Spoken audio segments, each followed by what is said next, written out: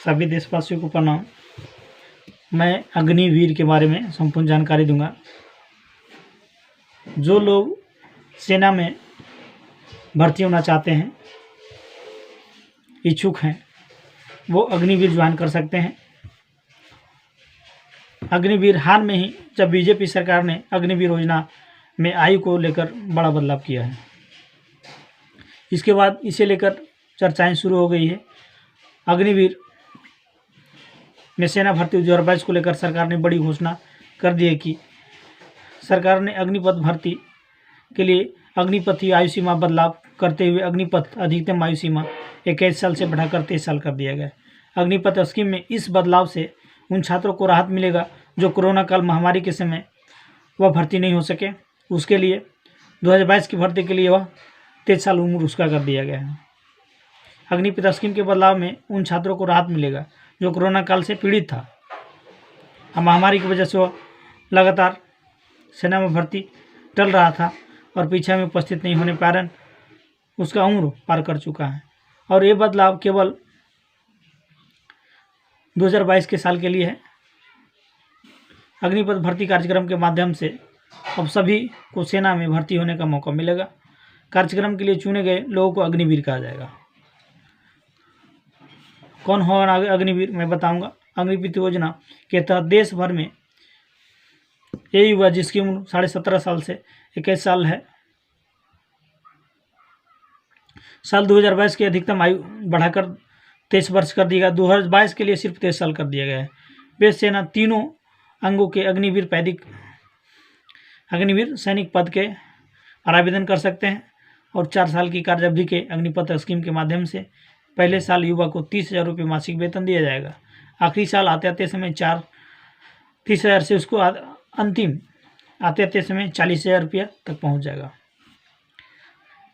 यही नहीं, अग्निपथ भर्ती योजना के तहत 4 साल बाद उन युवाओं को 25% युवाओं को रिटेन किया जाएगा, यानी 25% को नौकरी भी दिया जाएगा। यानी वो ऐसे युवा पूर्णकालिक नौकरी के लिए तैयार होगा, उनको रिटेन लिया जाएगा और फिर उनको नौकरी दिया जाएगा। अग्निपथ योजना की पहली भर्ती का कार्य जो 90 दिनों के अंदर पूरा किया जाएगा, जिसके तहत 46,000 युवक युवतियों को नौकरी मिलेगा। अग्निपथ स्कीम भारत सरकार द्वारा सेना में 4 साल के लिए बहाली हेतु लाई गई है। एक महत्वाकांक्षी योजना मानी जा रही है जिस पर सरकार ने 90 दिनों के भीतर एक्शन लेगी। अग्निपथ भर्ती योजना के माध्यम से भारतीय सेना में ज़्यादा युवा को नई तकनीक के माध्यम से और माहिर बनाने की योजना जारी की गई है। इस स्कीम की सहायता से सरकार को सेना की औसत उम्र 32 साल से 26 साल कराने में सहायता मिलेगी, जिसमें न सिर्फ सशस्त्र बल के बल्कि बहुत से युवाओं को नौकरी भी मिलेगी। साथ में स्कीम 2022 में आ जाने के बाद सेना में सिपाही पद पर नई भर्तियां तथा अग्निपथ योजना के तहत होगा। साथ ही उसके तहत भविष्य में मेरिट और संगठन की जरूरत को देखते हुए 25% तक अग्निवीर सैनिक को सेना में 4 वर्ष की सेवा के बाद रिटेन दिया जाएगा। उसके बाद उनको फिर से पुनः ज्वाइन किया जाएगा। वही 4 साल की नौकरी के बाद बाकी के 75% युवाओं को एक मुफ्त राशि के साथ साथ सरकार की तरफ से तकनीकी योग्यता को सर्टिफिकेट दिया जाएगा, जिससे उन्हें भविष्य में विभिन्न क्षेत्रों में क्षमता अनुसार नौकरी पाने में सहायता होगा। इसके साथ ही उसकी जो उम्मीदवार होगा नियमित स्वर की भर्ती के लिए बतौर वॉलंटियर आवेदन दे सकता है। ऐसा ही नहीं, इसमें कोई बदलाव किया गया है। ये ठीक पुरानी प्रक्रिया की तरह है।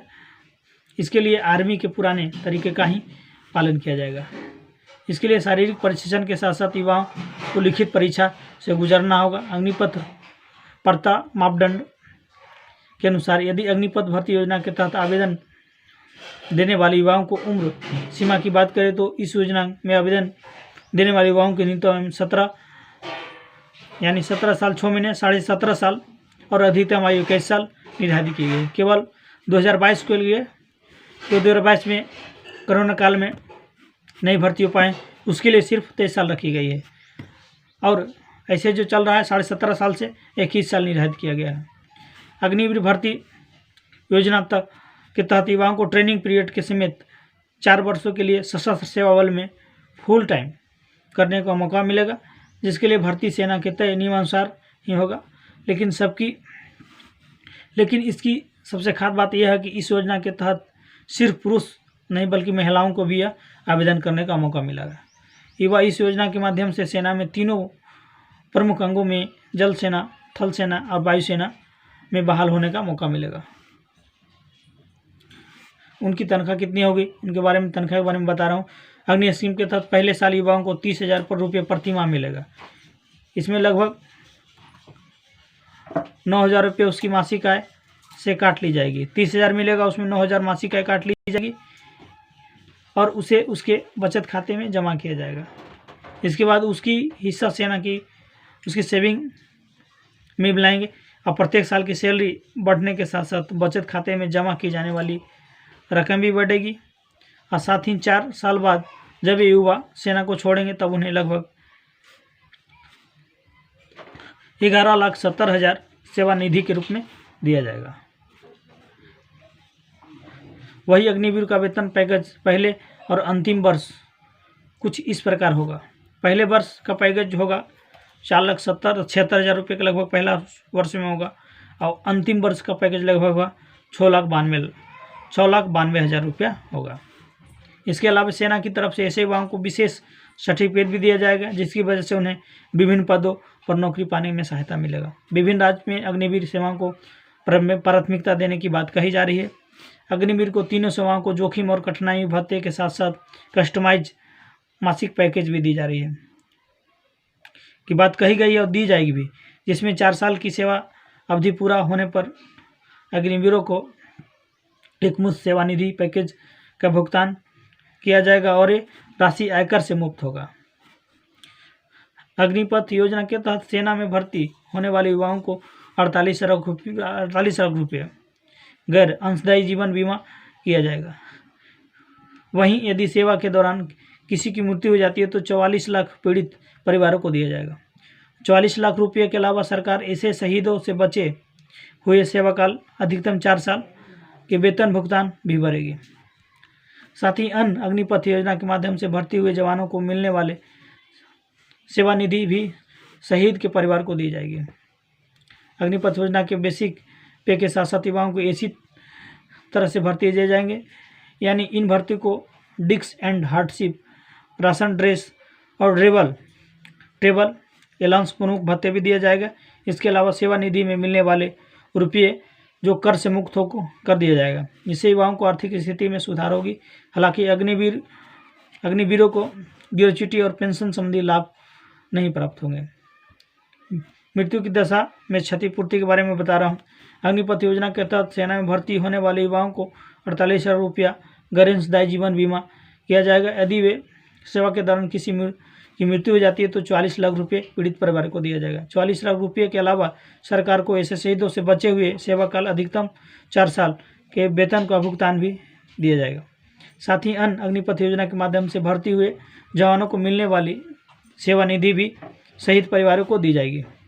यदि कहीं कोई जवान सेवा के दौरान दिव्यांग हो जाए तो उसे उस दिव्यांगता के प्रतिशत के आधार पर मुआवजा दिया जाएगा और वह विकलांग होने पर जितना प्रतिशत विकलांग हुआ उतना परसेंट के हिसाब से रुपया दिया जाएगा। दिव्यांग होने की दशा में क्षतिपूर्ति का जो बनाया गया एक रेट रखा गया है। अगर वो दिव्यांग 100% दिव्यांग होगा तो 44 लाख रुपया दिया जाएगा। 75% दिव्यांग हो गए तो वह 25 लाख रुपया देगा और 50% दिव्यांग होने पर उसे 15 लाख रुपया दिया जाएगा। ये अग्निवीर का संपूर्ण जानकारी मैं सभी देशवासियों को जय हिंद, जय भारत।